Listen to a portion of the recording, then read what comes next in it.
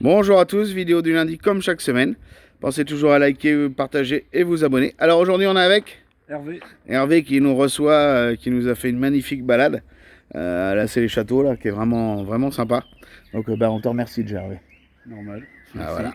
C'est ta fait première plaisir. mais ça fait plaisir, on est venus nombreux je pense, Oui. pour une première. Je remercie tous les participants. On est 25 à peu près, 25, Ouais. 27. Au Et, top. et c'est Tout le monde a sympa. répondu présent.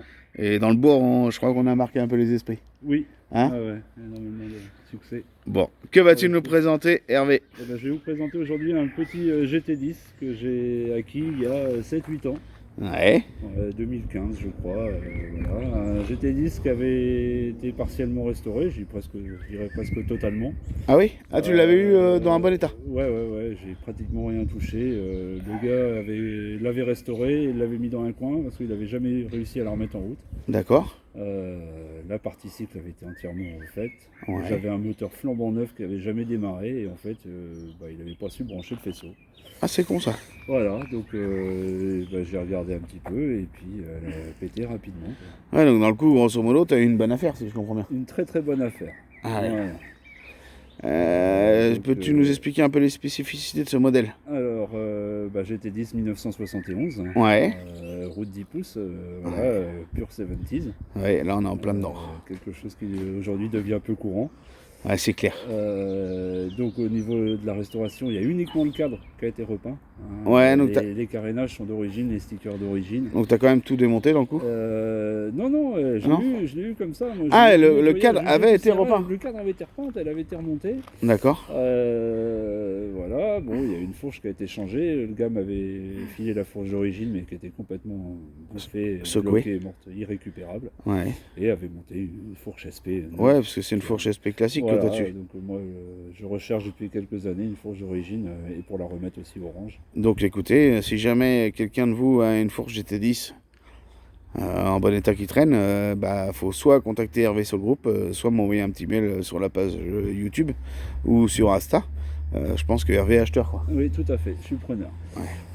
Voilà, donc autrement, quand je l'ai eu, donc moteur neuf avec le pot patate, le carbu de 12, pour m'emmener, il fallait que je trouve un petit peu plus de puissance. Ouais. Donc j'ai monté dessus un cylindre piston de Fox, 5 D'accord. transferts, Ouais. un carbu de 15, un petit pot C'est ton polymé. fidèle cylindre que t'as fait en Allemagne hein? Non, celui-là Non, c'est pas un celui-là. vrai origine. Ah, c'est un vrai origine. Ouais, celui-là c'est un vrai origine, c'est pas un Ersal 5 cylindres de Fox. Ouais. 5 transferts. 5 transferts Là, Fox. c'est le vrai Un vrai Fox. un vrai Peugeot origine Fox. Voilà.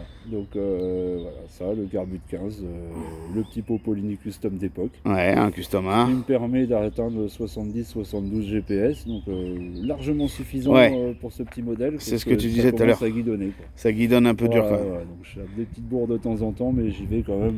Mollo. Mollo. Light, voilà.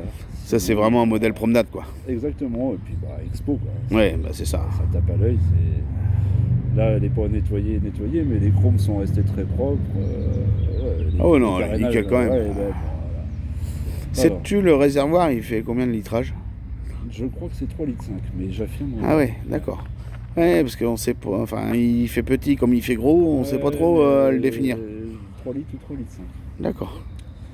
Voilà, donc tout fonctionne, l'éclairage, le stop, tout est en état de fonctionnement. Les petites sacoches qui vont bien. Et les petites sacoches que j'ai ajoutées dernièrement. Ah oui. Donc, ouais, j'ai trouvé ça parce que souvent les sacoches sont grosses. Ouais. Et là j'ai trouvé des sacoches qui vont avec la taille de la mobilette. Oui, c'est ça qui sont pro rata quoi. C'est ça. D'accord, ok. Donc, voilà. As-tu quelques projets d'évolution dessus? Hormis la fourche qu'on parlait.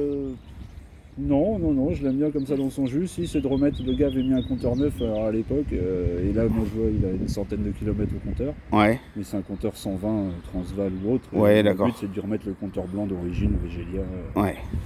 Veglia, pardon. Voilà. Donc pareil, si vous avez un compteur.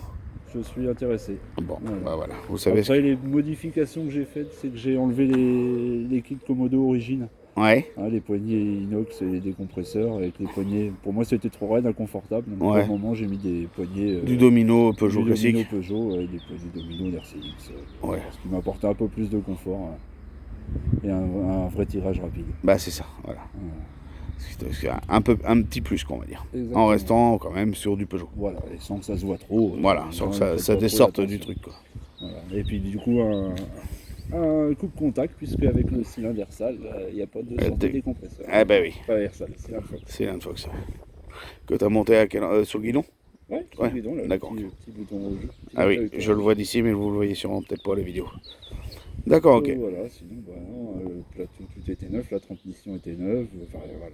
Le gars avait bien travaillé. Oui, il avait bien travaillé, il avait pas juste su la régler, quoi, grosso modo. C'est ça, il n'est pas du tout au niveau faisceau électrique. Je pense que c'était pas son fort. Et il n'a pas réussi à avoir d'étincelles. C'est con quand même. Donc si tu nous regardes, eh ben c'est con. Voilà, et donc je l'ai acheté en région parisienne. Ouais. Pour l'histoire, elle a été récupérée en tas d'épave dans un château. Ah oui, d'accord. Le château de l'Ormois. Ah oui. Ouais. Qui était sûrement leur premier et unique propriétaire. Certainement. Très grande chance. Ouais. Le châtelain, généralement, ils achetaient ça neuf et puis ça bougeait plus après. Ouais, c'est ça. Ok, ok. Bon, bah je vais vous faire un petit tour de la machine. Et puis Hervé va nous la démarrer.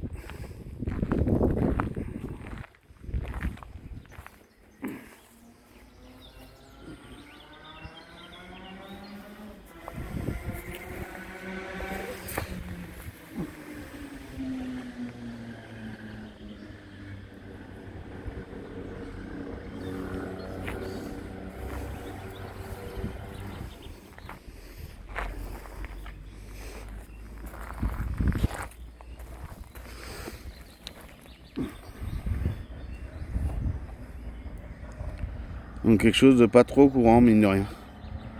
Même s'il y a eu pas mal de modèles de sortie, c'est des choses qu'on voit plus assez rarement maintenant. Tu nous la démarres, Hervé? Ouais.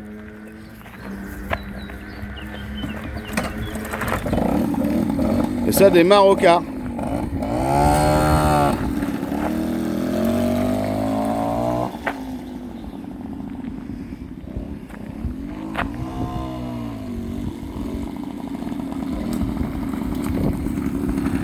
Salut Hervé! Salut les gars, bonne balade!